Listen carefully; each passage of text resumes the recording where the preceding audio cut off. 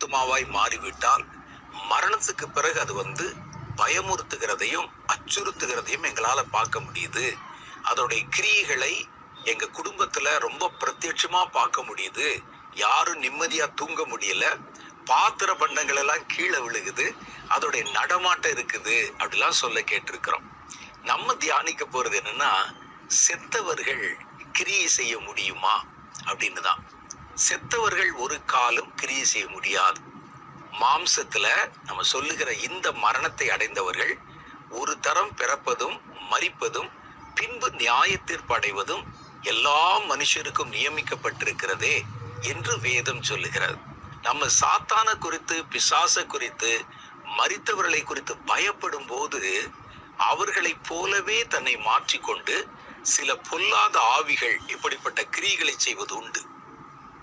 ஒருத்தர் மரிச்சிட்டார்னா மறுபடியும் அவர் எந்த கிரியை செய்ய முடியாது.